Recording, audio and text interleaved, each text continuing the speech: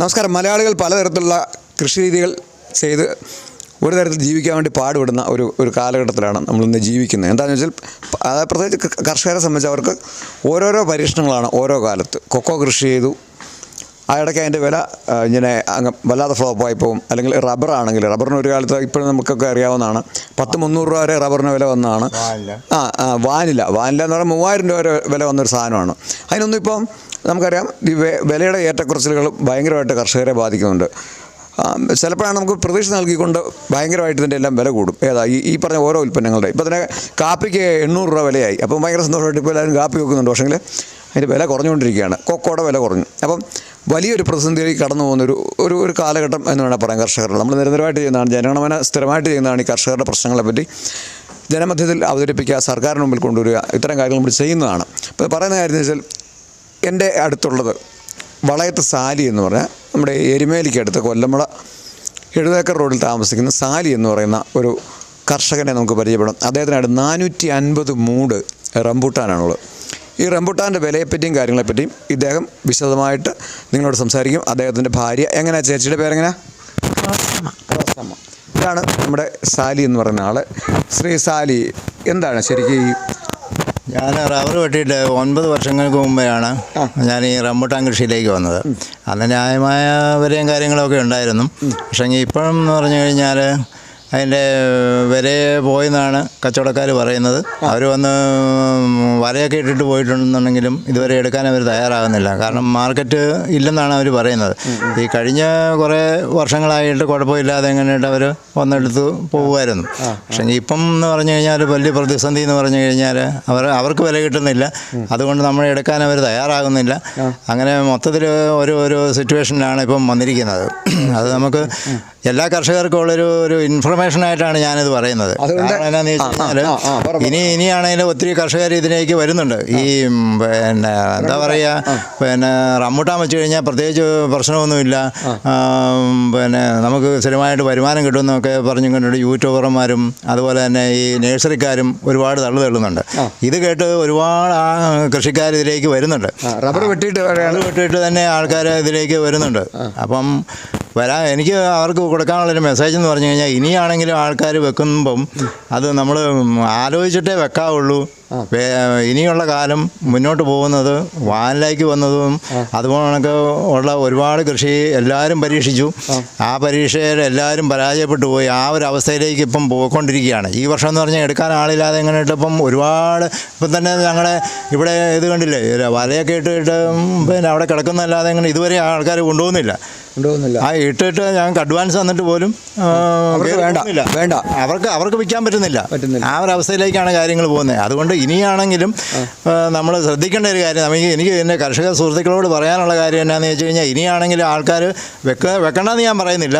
പക്ഷേ എന്നാന്ന് വെച്ച് കഴിഞ്ഞാൽ അവർ ആലോചിച്ചിട്ട് ഒരു ഇതിനെക്കുറിച്ചൊരു മാർക്കറ്റിനെക്കുറിച്ച് സ്റ്റഡി ചെയ്യാതെ എങ്ങനെയിട്ട് നമ്മൾ അതിനെയൊക്കെ എടുത്ത് ചാടരുത് എന്നുള്ളൊരു അപേക്ഷയാണ് എനിക്ക് നിങ്ങളുടെ മുന്നിലേക്ക് വെക്കാനുള്ളത്. ഈ റംബൂട്ടാൻ എത്ര രൂപ വരെ കിലോയ്ക്ക് വിറ്റിട്ടുണ്ട്? ഞാനിവിടെ 150 രൂപയ്ക്ക് വിറ്റുകൊണ്ടിരുന്നത്. ഒരു കിലോ എത്ര രൂപ ഉണ്ട്? ഇപ്പോൾ എന്ന് പറഞ്ഞു കഴിഞ്ഞാൽ അവർ 80 രൂപയാണ് പറയുന്നത്. 80 രൂപ ബഡിന് അല്ലേ? സാധാരണ നാടനാണ് അത്രയും പോലും വില. 180 N80 എന്ന് പറയുന്ന സാധനമാണ് നമ്മൾ. എത്ര രൂപയ്ക്ക് മേടിച്ചതാ തൈ? ഞാൻ മേടിക്കുമ്പോൾ 600 രൂപയായിരുന്നു. ഒരു തൈക്ക് 600 രൂപ ആയിരുന്നു വില. 600 രൂപ ഒരു തൈക്ക് മേടിച്ച് 450 ഞാൻ കൃഷി ചെയ്തത്. നിങ്ങൾ അതിന്റെ വില കണക്ക് കൂട്ടിയാൽ മതി.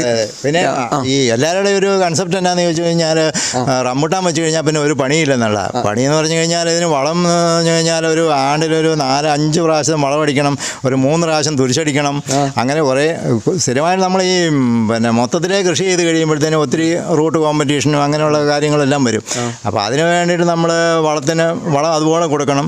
ഇല്ലെന്നുണ്ടെങ്കിൽ വരുന്ന കുഴപ്പം എന്നാന്ന് ചോദിച്ചു കഴിഞ്ഞാൽ ചെറുതായി പോകും, നെല്ലിക്ക പോലെ ആയി പോകും നമ്മൾ വളം കൊടുത്തില്ലെങ്കിൽ. അങ്ങനെയൊക്കെ കുറേ പ്രശ്നങ്ങൾ ഇതിനുണ്ട്.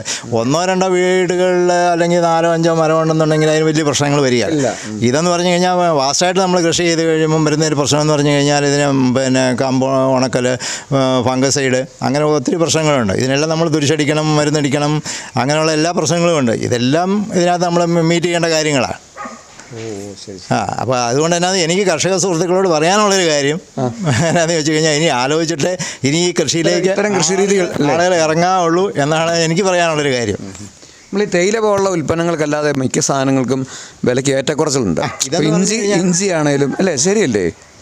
അങ്ങനെ പ്രശ്നമുണ്ട്. ചേച്ചി സഹായിക്കാറുണ്ടോ ജോലികളിലൊക്കെ, ഈ റംബുട്ടാൻ കൃഷിയിലൊക്കെ? ഇല്ല, ഞാൻ സഹായിക്കാറില്ല. ഇല്ല ഇല്ല ഇല്ല ഇല്ല ആ. ചേച്ചിക്ക് സഹായിക്കാനുള്ള ഒരു മൂടില്ല. അല്ല, മൂടിൻ്റെ അല്ല, ഇത് ഇവിടെ ഈ കൃഷിയിൽ പുള്ളി സഹായിക്കാനുള്ള സംഭവം ഇല്ല. ഈ പണിക്കാരെ വെച്ചാണോ ഇതൊക്കെ ചെയ്യുന്നത്? അല്ലാതെ കൊണ്ട് നമുക്കൊന്നും തന്നെ ചെയ്യാൻ പറ്റത്തില്ല. അതെ, 450 റംബുട്ടാൻ എങ്ങനെ ചെയ്യാൻ പറ്റും ഒരാളെ സംബന്ധിച്ച് അല്ലേ? ഇപ്പം നാലഞ്ച് വളം ഇടണം, പിന്നെ തുരിശടിക്കണം. തുരിശ് ഇത് ഫ്രൂണിങ് ഉണ്ട്. ഓ, അങ്ങനെയുണ്ട്. ഫ്രൂണിങ് കഴിഞ്ഞ വർഷം തന്നെ ഏതാണ്ട് 125 തച്ച് തന്നെയായി. ഏതാണ്ട് 1.25 ലക്ഷം രൂപയോളം ഫ്രൂണിങ് തന്നെയായി. ഓ, അങ്ങനെയുണ്ട്. ഓരോ വിളവെടുത്ത് കഴിയുമ്പോൾ നമ്മൾ ഫ്രൂൺ ചെയ്യണം. എന്നാലും അതിനെ കൊട്ട് ചെയ്ത് മുറിച്ച് വിടുന്നതിനാണ് ഫ്രൂണിങ് എന്ന് പറയുന്നത്. അത് ആ ഒരു ഷേപ്പിലേക്ക് ആകണം. ഓ, ശരി. അങ്ങനെയുണ്ട്. ഇതെല്ലാം നടത്തി നമുക്ക് മുടക്കുണ്ട്. പിന്നെ വെള്ളം അടിക്കണം. അങ്ങനെയുണ്ട്. വേനൽക്കാലത്ത് നമ്മുടെ വീട്ടിൽ നാടൻ നിൽപ്പുണ്ട്, ഈ കൂഴെന്ന് പറയാൻ, അതിനൊന്നും വേണ്ട. സാധാരണക്കാരുടെ കൺസെപ്റ്റ് എന്നാന്ന് ചോദിച്ചു കഴിഞ്ഞാൽ, 1-2 നമ്മുടെ വീടുകളിൽ 1-2 ചെടി കാണും.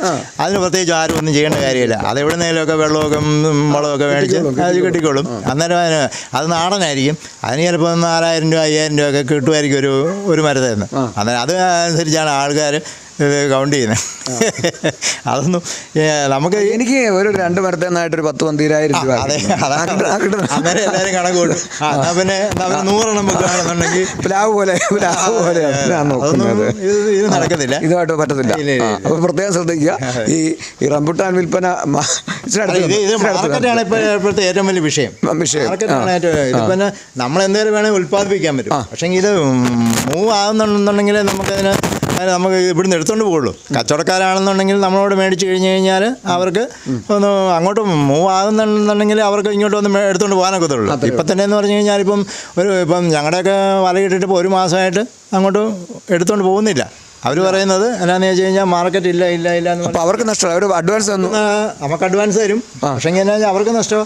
അതെ, അവസ്ഥയിലേക്കാണ് പോകുന്നത്. എൻ്റെ വീട്ടിലുള്ളത് ഞാൻ വലയിടാറില്ല. അപ്പോൾ മുഴുവൻ. പക്ഷേ ഇത്തവണ വേഴാമ്പലും കൊണ്ട്, വേഴാമ്പലും വവ്വാലുമായിട്ട് കൊണ്ടുപോകും. ജീവിക്കണമല്ലോ നമ്മൾ കഴിച്ചതിൻ്റെ ബാക്കി പക്ഷേ കിട്ടി കേട്ടോ. ഇത്തവണ ഞാൻ പറഞ്ഞു 10,000 രൂപ കിട്ടി. അത് കഴിഞ്ഞ് വീണ്ടും വിളയാന്ന് പറഞ്ഞ് നിർത്തി. അതെ, അവസ്ഥ കഴിഞ്ഞിട്ട് ഇപ്പോഴത്തെ ഒരു അവസ്ഥ എന്ന് പറഞ്ഞു കഴിഞ്ഞാൽ ഇത് മൂവിങ് ഇല്ലാത്ത കാരണം ഹോർട്ടികോപ്പർ എന്താ ചെയ്യുന്നതെന്നൊക്കെ പറയുന്നുണ്ട്. മിനിസ്റ്ററൊക്കെ അങ്ങനെ പറയുന്നുണ്ട്. അങ്ങനെ ഒരു പ്രതീക്ഷയിലൊക്കെ ഇരിക്കുക. അപ്പോൾ ഇനിയുള്ള എനിക്ക് പറയാനുള്ളൊരു കാര്യം എന്താണെന്ന് വെച്ച് കഴിഞ്ഞാൽ, പിന്നെ ഇനിയും കർഷകരെ ഇറങ്ങുന്നത് ശ്രദ്ധിച്ച് ഇറങ്ങണം. മാർക്കറ്റിന് അത് ഞാൻ നമ്മുടെ പ്രിയപ്പെട്ട കർഷകരോട് പറയാനുള്ള കാര്യം, ഈ മൾട്ടി ക്രോപ്പ് എന്ന് പറഞ്ഞ സംവിധാനത്തിലേക്ക് മാറുന്നല്ലേ എപ്പോഴും നല്ലത്. കവുങ്ങായാലും തെങ്ങായാലും അല്ലെങ്കിൽ കൊക്കോ ആയാലും ജാതി ആയാലും അങ്ങനെ മാറുന്നതല്ലേ. ഞാനിപ്പോൾ ഇത് കണ്ടില്ലേ, പിന്നെ പൊടി കൃഷി ചെയ്യുന്ന പൈപ്പിൽ അത് ചെയ്യുന്നുണ്ട്. പിന്നെ കാപ്പി അല്ല അവിടെ ഇതുണ്ട്, അത് വേണം. പൈപ്പ് കൃഷി ചെയ്യുന്നുണ്ട്. പിന്നെ കാപ്പി ചെയ്യുന്നുണ്ട്. അതാണ് ഏറ്റവും. അല്ലെങ്കിൽ നമുക്ക് ഒരെണ്ണത്തിൽ മാത്രം ആശ്രയിക്കാൻ പറ്റും. ഡിപ്പെൻഡ് ചെയ്ത് കഴിഞ്ഞ് കഴിഞ്ഞാൽ നമ്മൾ രക്ഷപ്പെടുകയല്ല. അതെ, കൃഷിക്കാർ ചെയ്യേണ്ട ഒരു കാര്യം അതാണ്.